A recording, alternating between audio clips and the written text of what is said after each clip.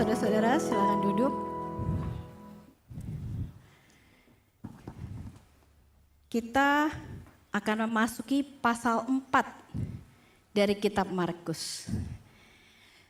Berapa banyak dari kita yang diberkati melalui pembelajaran kitab Markus ini, saudara? Amin.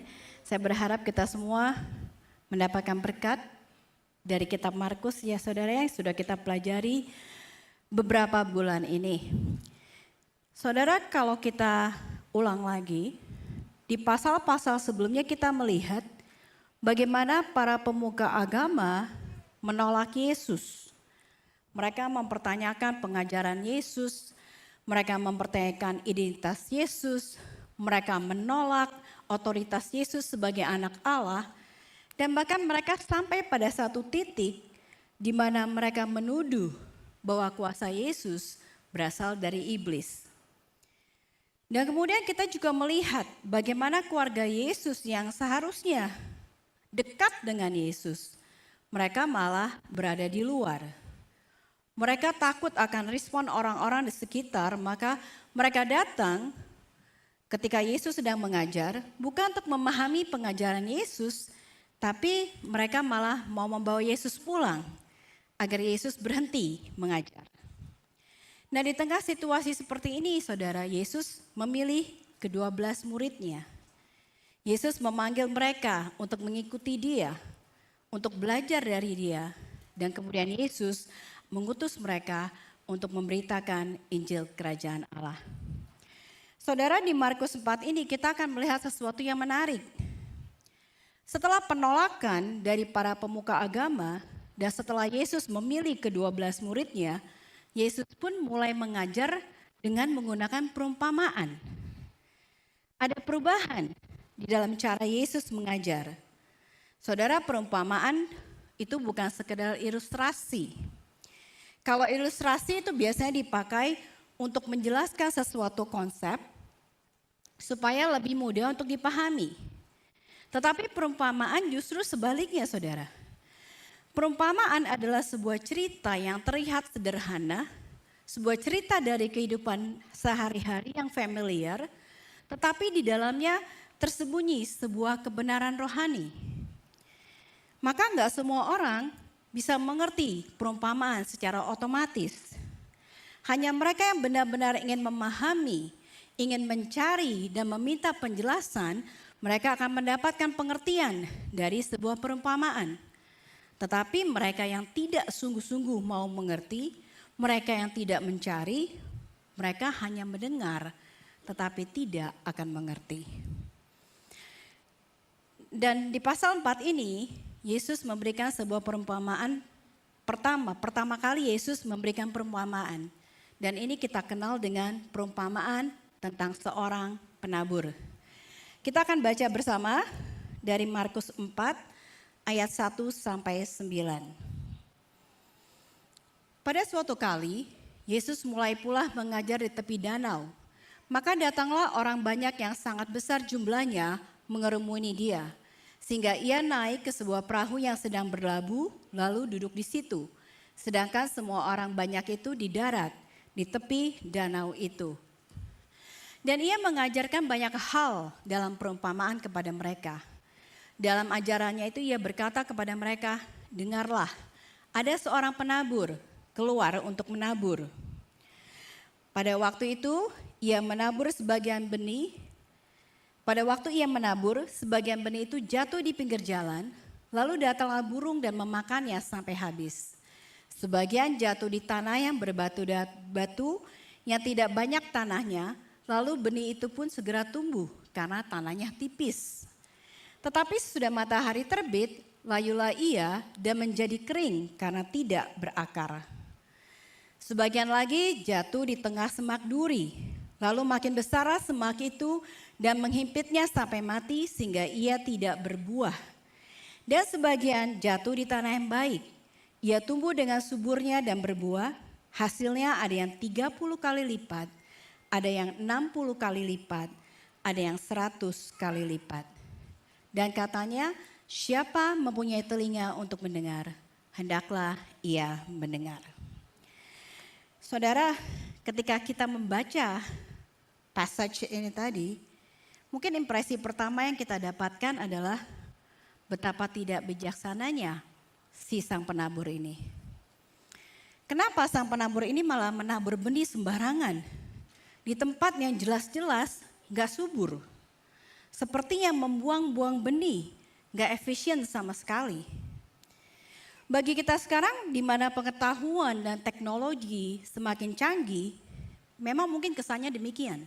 Penabur ini gak bijaksana.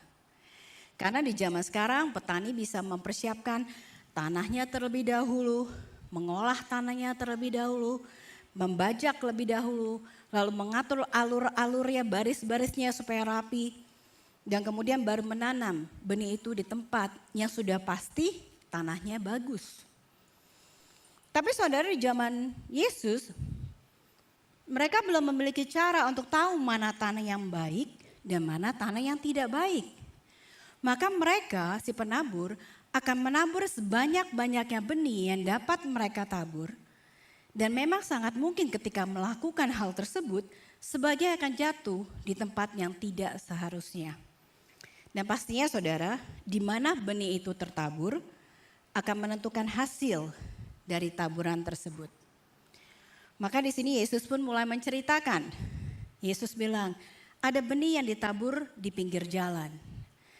Ini adalah bagian dari tanah dari ladang yang sering diinjak oleh para petani.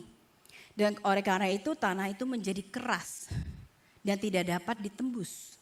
Maka benih yang ditabur hanya bisa tinggal di permukaan. Dan akhirnya benih itu dimakan oleh burung-burung sekitar. Kemudian ada yang ditabur di tanah yang berbatu. Benih itu tumbuh sedikit ke atas, mulai mengeluarkan tunasnya. Tetapi akarnya nggak bisa masuk sangat dalam saudara, karena ada batu yang menghalangi. Maka ketika panas datang, tunas itu pun menjadi kering dan layu karena akarnya tidak bisa menyerap air yang ada di dalam tanah. Lalu ada yang ditabur di tanah yang penuh dengan tumbuhan liar yang berduri. Benih ini nggak langsung mati, benih ini sempat bertumbuh. Tetapi semak duri, tumbuhan duri sekitarnya itu tumbuhnya lebih cepat. Dan akhirnya menghimpit. Dan akhirnya benih itu pun mati. Tapi ada juga tanah yang baik. Tanah yang tidak berbatuan. Tanah yang tidak ada semak duri. Tanah yang gak keras yang dapat ditembus oleh benih itu. Dan tanah ini menghasilkan benih yang berbuah. Ada yang 30 kali lipat, 60 kali lipat, dan 100 kali lipat. Saudara, kita sudah sering mendengar perumpamaan ini. Ini bukan sesuatu yang asing lagi. Pastinya kita juga sudah berkali-kali membaca artinya yang ditulis di ayat 14 sampai 20. Jadi basically kita sudah tahu apa arti dari perumpamaan ini.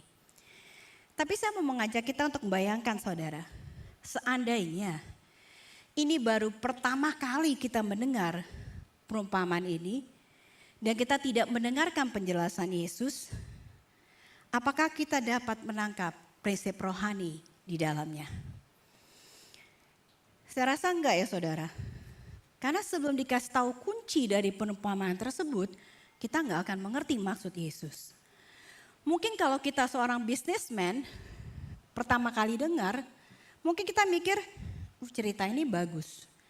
Cerita ini ngajarin saya untuk hati-hati di dalam menginvestasikan uang saya. Karena ternyata enggak semua bisnis bagus. Enggak semua orang bisa dipercaya. Jika kita adalah seorang saintis, mungkin kita akan berpikir dari cerita ini, wah ceritanya keren. Saya belajar bahwa ini ide yang bagus, saatnya buat saya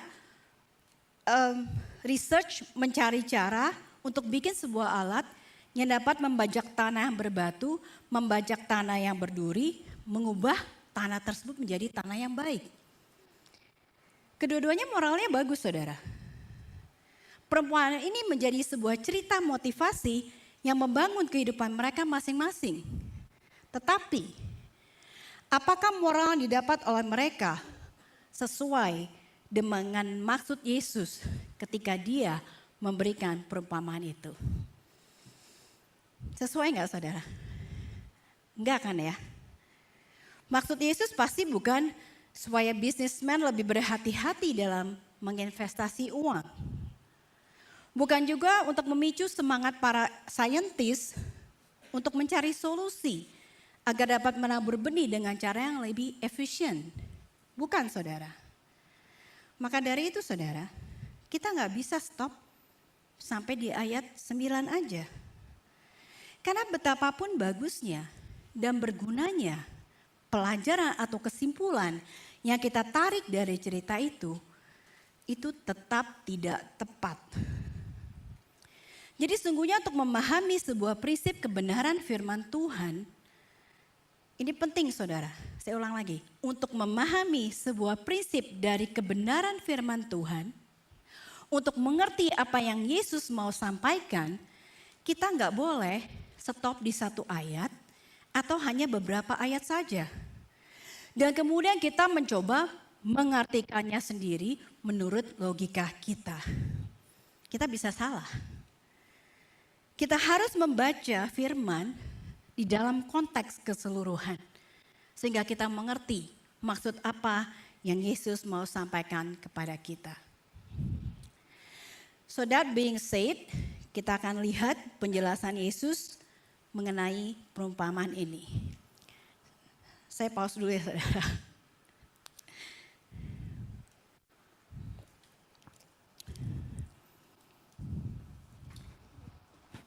Oke.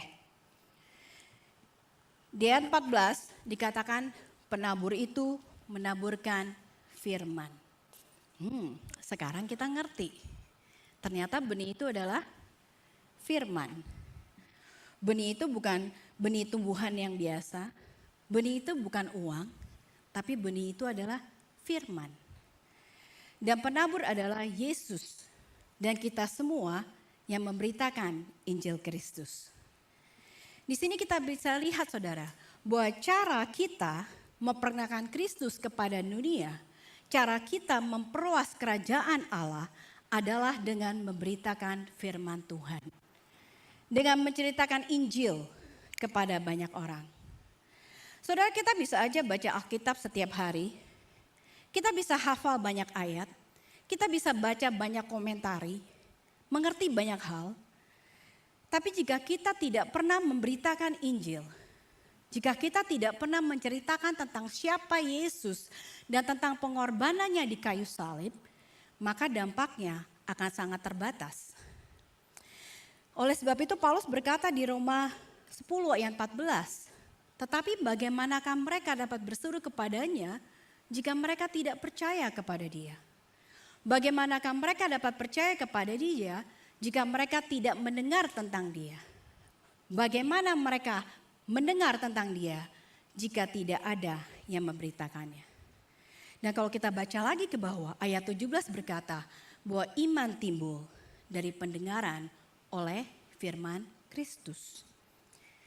Jadi saudara, yang seharusnya kita beritakan sebagai orang percaya, yang seharusnya kita beritakan sebagai gereja, bukan sekedar kata-kata penghibur, bukan sekedar kata-kata motivasi, tetapi Injil itu sendiri. Karena Injil itu adalah kekuatan Allah yang menyelamatkan. Saudara, ini penting. Kita harus sadar bahwa yang memiliki kuasa untuk mengubah hidup itu bukan kita. Bukan cara kita berbicara, bukan kepandaian kita untuk merangkai kata-kata, bukan kepandaian kita untuk mengangkat semangat seseorang, bukan kepandaian kita untuk bisa menyentuh emosi seseorang, bukan saudara. Tetapi yang mampu mengubah hidup adalah benih itu sendiri. Firman Tuhan itu sendiri, Injil itu sendiri. Karena itu sebagai gereja, kita harus selalu ingat untuk kembali kepada Injil. Saudara, gak ada yang salah dengan kata-kata yang memotivasi. Tapi kita harus sadar bahwa yang paling dibutuhkan oleh manusia bukan sekedar pembangkit semangat, tetapi adalah perubahan hidup. Dan perubahan hidup itu hanya bisa terjadi melalui pendengaran akan Injil dan oleh kuasa Roh Kudus. Amin, saudara. Kemudian Yesus pun mengarahkan perhatian kita kepada hal yang sangat penting. Bukan kepada penaburnya loh saudara, tetapi kepada kondisi dari tanahnya. Kita baca ayat 15. Orang-orang yang di pinggir jalan, tempat firman itu ditaburkan, ialah mereka yang mendengar firman, lalu datanglah iblis dan mengambil firman yang baru ditaburkan di dalam mereka. Saudara, tanah ini berbicara tentang hati dari orang-orang yang mendengar firman itu.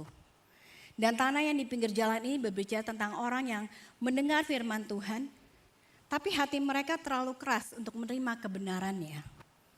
Entah mungkin karena kepahitan, entah mungkin karena kekecewaan hidup, atau mungkin karena orang itu sudah punya cara pandang sendiri tentang Tuhan. Tapi yang jelas firman itu nggak bisa masuk ke dalam hati mereka. Dan sama seperti orang banyak yang datang untuk mendengar Yesus mengajar, mereka mau mendengar firman, tapi mereka menolak kebenarannya. Mereka mungkin menganggap pengajaran Yesus menarik, tapi mereka berkata ini nggak relevan sama hidup saya. Mereka mungkin berkata Yesus itu guru moral yang keren, bijaksana, rendah hati. Cerita-ceritanya, pengajarannya sangat menarik. Dia sangat paradoksikal dan kontroversial. Tapi mereka nggak ngerti kenapa mereka harus menerima dia sebagai Tuhan dan Juru Selamat. Mereka nggak ngerti kenapa Adam yang berdosa, terus kita semuanya ikut berdosa. Banyak dari mereka bertanya bagaimana mungkin Allah yang baik mengirim orang baik masuk ke dalam neraka. Saya aja kata mereka yang manusia biasa nih gak kayak begitu, gak akan melakukan hal itu. Even I know better daripada Tuhan. Mereka cenderung membandingkan kebenaran Tuhan dengan kenyataan. Mereka bilang buktinya banyak orang Kristen yang jahat tuh. Buktinya orang yang bukan Kristen jauh lebih baik daripada mereka yang Kristen. Itu orang Kristen malah banyak banget drama. Tuh teman-teman saya yang Kristen drama terus, ribut terus. Bentar-bentar pindah gereja, bentar-bentar pindah gereja. Mungkin sebulan 4 kali pindah gereja. Ada aja masalahnya. Kayaknya lebih tenang hidup gak jadi orang Kristen. Orang-orang ini mereka berpegang sangat kuat dengan asumsi mereka, saudara. Mereka enggan membuka pikiran dan hati mereka terhadap kebenaran firman Tuhan. Dan saudara, semakin mereka menutup hati mereka, firman itu akan terus diambil oleh iblis. Karena firman itu gak pernah masuk ke dalam mereka. Mungkin lewat keraguan, mungkin lewat suara di dalam pikiran mereka yang berkata, udah gak perlu dengerin. Itu mah gak masuk akal. Orang Alkitab aja ditulis sama manusia kok, ngapain kita dengerin? Dan kelama-kelamaan, firman itu pun hilang dari hati mereka. Kemudian selanjutnya Yesus berkata, demikian juga ditaburkan di tanah yang berbatu-batu. Ialah orang-orang yang mendengar firman itu dan segera menerimanya dengan gembira. Tetapi mereka tidak berakar dan tahan sebentar saja. Apabila kemudian datang penindasan atau penganiayaan karena firman itu, mereka akan segera murtad. Saudara, kalau saya harus kasih nama untuk orang seperti ini, mungkin saya akan bilang mereka adalah Kristen yang emosional. Mereka memang menerima Yesus. Bahkan ketika mereka menerima, mereka kelihatannya sangat antusias di awalnya, saudara. Tapi firman itu gak pernah berakar. Mereka datang kepada Tuhan seringkali karena kebutuhan mereka. Karena mereka lagi ada masalah. Karena mereka lagi butuh pertolongan. Jadi respons mereka terhadap firman Tuhan lebih dipengaruhi oleh emosi. Waktu dalam masalah mereka gampang sekali tersentuh. Dengan lagu yang nadanya sedih mereka mulai tersentuh dan mereka mulai berjanji, Tuhan saya mau berubah, saya mau ikut Engkau, saya mau melayani Engkau dengan serius, saya mau baca Alkitab setiap hari. Benar Tuhan, saya gak bohong Tuhan. Tapi begitu keluar dari gereja, pergi makan sama teman-teman, sama keluarga, Ketawa-tawa, bercanda-canda, perasaan mulai enak, beban terasa sudah terangkat, pelan-pelan janji yang tadi diucapkan mulai terlupakan. Mereka lebih tertarik pada khotbah yang membuat mereka merasa kuat, merasa hebat, merasa jadi pemenang. Tapi mereka nggak tertarik dengan firman yang menantang mereka untuk tunduk kepada Tuhan. Basically mereka cuma mau dengar apa yang mereka suka, bukan yang mereka butuhkan. Maka ketika tekanan datang saudara, kesulitan, penolakan, bahkan penganiayaan, mereka pun mulai mundur secara teratur. Karena firman itu tidak pernah benar-benar berakar. Fokus mereka bukan kepada kebenaran firman Tuhan, tetapi mereka fokus pada perasaan mereka. Apa yang saya rasakan waktu saya dengar khotbah itu? Kalau ini membuat perasaan saya enak, saya terima firman itu.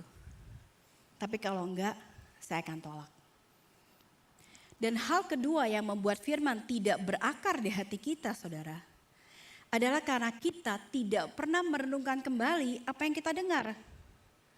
Saudara, kadang kita dengar khotbah di gereja terus kita bilang, gila tadi khotbahnya bagus banget. Saya sangat diberkati. 100% pengajarannya bagus. Aplikasinya dapat, ilustrasinya keren habis. Gak ada salah sama sekali. Pokoknya bagus banget. Tapi 15 menit kemudian ketika ada yang tanya, tadi khotbahnya tentang apa? Biasanya jawaban kita apa? Apa ya? Lupa saya. Pokoknya bagus deh, lu mesti dengar sendiri. Saudara, saya juga begitu. Karena memang kita tendensinya itu gampang lupa, saudara. 40 menit, 30 menit pengajaran itu bisa lupa. Karena banyak hal-hal yang penting di situ. Dan kalau kita lupa, firman itu akhirnya tidak sempat berakar. Terus bagaimana supaya firman itu berakar? Bukan cuma didengar, saudara. Tapi firman itu harus dipelihara. Caranya dengan mencatat. Lalu di rumah buka lagi catatannya, dipikirkan lagi, didoakan lagi, direnungkan lagi. Sama seperti benih yang setelah ditaburkan tanahnya itu harus dibajak, ditekan supaya benih itu bisa semakin masuk ke dalam tanah. Begitulah firman yang kita dengar harus selalu kita ulang lagi. Dan kalau ada rekamannya saudara, kita dengar lagi rekamannya. Puji Tuhan saudara, gereja kita ada rekamannya. Ada di YouTube-nya karena saya lihat nih gak ada yang nyatet. Jadi puji Tuhan ada di YouTube-nya. Kita bisa pulang, dengerin lagi. Sepanjang minggu kita kembali kepada firman itu. Kita ulang-ulang, dengarkan. Sampai itu masuk ke dalam hati kita. Saudara, banyak orang nanya sama saya gini, Bu, kalau saya mau mulai baca Alkitab, saya mulai dari mana ya? Sebenarnya simple saudara, mulainya dari firman yang kita dengar hari Minggu. Sepanjang minggu itu dengarkan lagi, renungkan lagi, pelajari lagi. Dan hidupi firman itu. Maka dari situ benih itu akan mulai berakar. Dan hidup kita pun menjadi kuat. Selanjutnya ada tanah yang penuh dengan semak duri. Ayat 18 berkata, dan yang lain ialah yang ditaburkan di tengah semak duri, itulah yang mendengar firman itu. Lalu kekhawatiran dunia dan tipu daya kekayaan dan keinginan akan hal yang lain masuk menghimpit firman itu sehingga tidak berbuah. Saudara, kalau tanah yang tadi berbatu menggambarkan tekanan dari luar, semak berduri ini menggambarkan tekanan dari dalam kita sendiri. Dikatakan kekhawatiran dunia, tipu daya kekayaan, keinginan-keinginan akan hal yang lain itu masuk ke dalam hati kita dan menghimpit firman yang sudah ada di dalam. Ini bukan tentang orang yang menolak firman, saudara. Ini bukan tentang orang yang emosian dan kemudian berpikir dangkal. Tetapi ini menggambarkan orang yang mendengar firman, tetapi hidupnya, hatinya juga dipenuhi dengan hal-hal yang lain. Sehingga firman kemudian tidak mempunyai ruang untuk bertumbuh dan akhirnya terhimpit. Ini menggambarkan segala sesuatu yang kita prioritaskan atau kita pikirkan lebih daripada firman. Kekhawatiran akan hidup. Mungkin kita khawatir akan finansial kita, akan masa depan anak-anak kita, akan kesehatan kita. Dan kekhawatiran itu saudara sebenarnya wajar. Tetapi ketika kekhawatiran itu membuat kita meragukan kebaikan Tuhan. Ketika ketakutan itu membuat kita kemudian berpaling dari firman Tuhan, maka itu menjadi salah. Oleh sebab itu Yesus berkata, janganlah khawatir tentang apapun juga. Karena kekhawatiran yang berlebihan itu akan menghimpit firman di dalam hati kita. Kemudian ada tipu daya kekayaan, di mana kita menginginkan kaya, akhirnya kita menghalalkan segala cara, termasuk melanggar kebenaran firman Tuhan. Atau bahkan kita mencari Tuhan, tapi dengan motivasi agar kita diberkati. Tuhan, saya kasih perpuluhan supaya saya mendapat 100 kali lipat. Maka ketika kita nggak kunjung-kunjung menjadi kaya, akhirnya kita pun capek. Kita lupa bahwa di Matius 6 ayat 33 Yesus berkata apa saudara? Carilah dahulu kerajaan Allah dan kebenarannya, maka semuanya akan ditambahkan kepadamu. Tapi seringkali kita malah membalikkan apa yang Yesus katakan dan kita berkata, Tuhan kalau Engkau memberkati aku, Tuhan kalau nanti saya dapat pekerjaan, Tuhan kalau saya disembuhkan, saya akan mencari Engkau lebih serius. Kita malah bargain sama Tuhan. Dan kemudian saudara ada keinginan melakukan hal yang lain yang menyita waktu kita. Sehingga kita gak punya waktu buat Dia. Yang lebih kita prioritaskan daripada hubungan kita dengan Tuhan. Saya gak bicara tentang hal yang buruk saudara. Ini bisa saja hal yang baik, hobi kita, pekerjaan kita, bahkan keluarga kita. Hal-hal yang kelihatannya baik ini saudara, bisa menjadi penghalang bagi pertumbuhan iman kita. Contoh saudara, saya hobi membaca. Dan banyak kali buku yang kita baca itu saudara akan menanamkan ide-ide yang baru di dalam kepala kita. Membentuk cara kita berpikir. Dan kalau kita membaca buku yang salah, ditambah lagi kita nggak baca firman Tuhan, sangat gampang bagi kita, bagi pikiran kita untuk dipengaruhi oleh hal-hal yang berentangan dengan firman Tuhan. Sosial media, TikTok, bahkan meskipun itu cuplikan-cuplikan khotbah sekalipun saudara. Kalau kita nggak familiar dengan firman Tuhan itu sendiri, akan mudah bagi kita untuk dipengaruhi oleh khotbah-khotbah yang tidak berdasar. Saudara, ide-ide ini nggak masuk secara tiba-tiba. Ini masuk secara pelan-pelan ke dalam pikiran kita. Dan kemudian kita pun mulai bergeser sedikit demi sedikit semakin jauh dari kebenaran firman Tuhan. Saudara, kemudahan rohani itu enggak terjadi langsung, enggak terjadi tiba-tiba. Tapi kemudahan rohani itu terjadi pelan-pelan, sedikit demi sedikit saudara. Hal-hal yang kita dengarkan yang tidak sesuai dengan Injil akan pelan-pelan menghimpit benih yang ada di dalam hati kita. Hal-hal yang kita prioritaskan, yang menyita waktu kita sehingga kita nggak ada waktu untuk menurunkan firman Tuhan, akan menghalangi pertumbuhan rohani kita. Dan tanpa kita sadari, benih firman itu akhirnya mati. Dan ketertarikan kita kepada firman akhirnya menjadi hilang. Dan ini yang terjadi terhadap orang Israel, saudara, di perjanjian lama. Kalau kita baca perjanjian lama, kita perhatikan, orang Israel itu gak pernah berhenti menyembah Allah.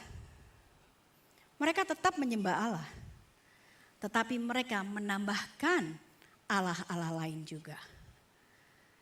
Maka pelan-pelan, setelah kematian Yosua, saudara, mereka mulai meninggalkan kebenaran firman sedikit demi sedikit. Mereka mulai lupa membaca dan mereka mulai tidak lagi melakukan pembacaan hukum Taurat secara berkala setiap tahun seperti yang diperintahkan oleh Musa. Maka kita lihat, begitu memasuki zaman hakim-hakim, mereka bahkan tidak melakukan pembacaan hukum Taurat itu sama sekali. Hukum Tuhan tidak lagi dibacakan kepada mereka. Dan Alkitab mencatat, sebagai akibatnya, selama berabad-abad mereka hidup dalam lingkaran dosa, semakin hari mereka semakin jauh dari Tuhan. Saudara, yang terakhir Yesus berkata tentang tanah yang baik di ayat 20. Dan akhirnya ditaburkan di tanah yang baik, ialah orang yang mendengar dan menyambut firman itu lalu berbuah. Ada yang 30 kali lipat, ada yang 60 kali lipat, dan ada yang 100 kali lipat. Ini berbicara tentang orang yang mendengar firman dan menyambutnya. Artinya mereka nggak hanya cuma dengar, nggak hanya sekedar tahu, tapi mereka sungguh-sungguh menerima kebenaran yang ada di dalamnya. Karena mendengar aja nggak cukup, saudara. Kalau hanya didengar, ini nggak akan menghasilkan apa-apa. Tapi firman harus diterima dan firman harus diaplikasikan dalam hidup kita. Artinya hidup kita harus sepenuhnya tunduk kepada otoritas firman Tuhan. Setuju, saudara? Amin.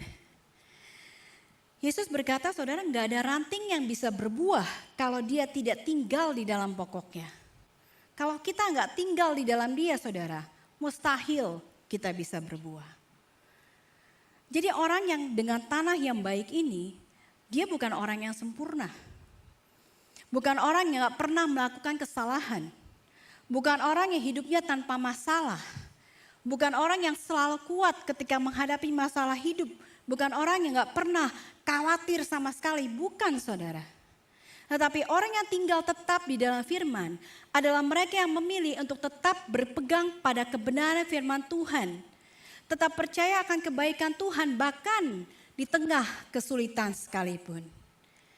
Di tengah tekanan, di tengah pergumulan hidup, mereka tetap berpengharapan pada Tuhan. Maka dari situlah buah itu akan muncul, saudara. Disitulah mereka akan mampu untuk memberitakan firman Tuhan dengan sebuah conviction, keyakinan yang penuh bahwa firman itu adalah benar dan amin. Dan inilah yang namanya berbuah. Dan dikatakan ada yang berbuah 30 kali lipat, 60 kali, ada yang 100 kali. Ada yang menghasilkan lebih banyak, ada yang kelihatan menghasilkan lebih sedikit. Tapi bukan itu masalahnya. Saudara, kita nggak perlu membandingkan diri kita dengan orang lain. Oh, pelayanan dia lebih berkembang daripada saya. Oh, dia lebih banyak membawa jiwa kepada Yesus. Nggak perlu, saudara. Setiap dari kita ini ada porsinya masing-masing yang Tuhan sudah berikan kepada kita. Maka kita nggak perlu membandingkan dengan orang lain, tetapi yang perlu kita perhatikan adalah apakah kita sungguh berbuah. Saudara, tanah yang baik adalah hati yang dengan segala kerelaan mau menerima firman Tuhan. Hati yang gak mau melawan. Hati yang gak milih-milih yang mana yang mau terima, mana yang tidak. Tetapi hati yang berkata, Tuhan, I want all of you. Aku mau berkat-Mu, tapi aku juga menyukai ketetapan-Mu. Aku mau sepenuhnya taat kepada Engkau, Tuhan. Itulah tanah yang baik yang akan menghasilkan buah. Amin. Saudara, Markus dia tidak menulis kitab ini secara berurutan berdasarkan waktu. Tapi ketika dia menulis ada sesuatu yang penting yang ingin disampaikan di dalam susunan tulisannya. Kita bisa lihat setelah para pemuka agama menolak Yesus, Yesus pun kemudian mulai mengajar, tadi saya bilang dengan perumpamaan. Sehingga para pemuka agama ini tidak bisa mengerti maksud dari pengajaran Yesus. Maka ketika murid-muridnya bertanya tentang perumpamaan itu, di ayat 11, Yesus menjawab, kepadamu telah diberikan rahasia kerajaan Allah.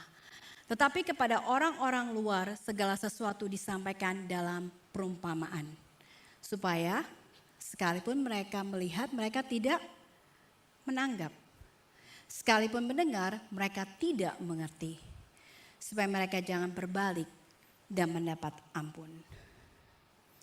Markus ingin menggambarkan cara kerajaan Allah bekerja, saudara. Bahwa mereka yang menolak firman Tuhan, mereka yang menutup hati mereka akan kebenaran firman Tuhan, sama seperti para pemuka agama itu, meskipun mereka mendengar, mereka gak akan mengerti. Karena kebenaran itu telah tertutup bagi mereka. Tetapi mereka yang sungguh ingin mengerti, mereka akan mencari. Dan firman Tuhan berkata, jika engkau mencari, engkau akan mendapatkan. Maka saudara, ketika kita mendengarkan firman dengan sikap hati yang salah, kita mulai memilih-milih mana yang mau kita terima, mana yang tidak mau kita terima. Maka kemampuan kita untuk mengerti firman semakin lama akan semakin berkurang. Kerinduan kita untuk membaca firman semakin lama akan semakin hilang.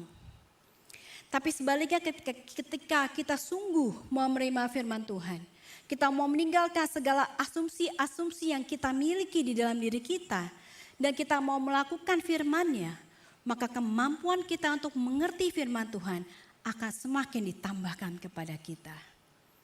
Itulah yang dinamakan hikmat dari Tuhan. Itulah mengapa Paulus berkata, hari ini jika engkau mendengar suaranya, jangan keraskan hatimu.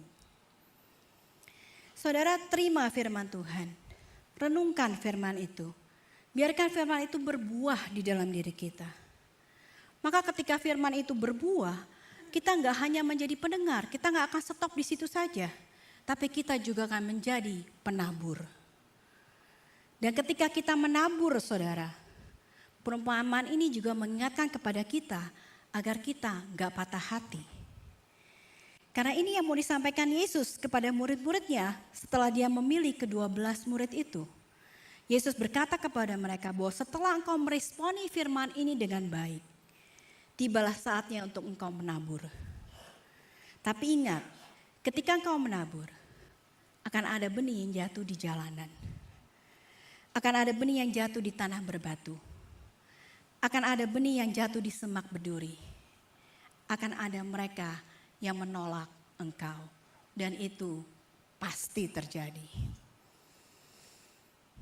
Tapi jangan patah hati, karena dari firman yang engkau tabur akan ada yang jatuh di tanah yang baik, dan benih itu akan berbuah.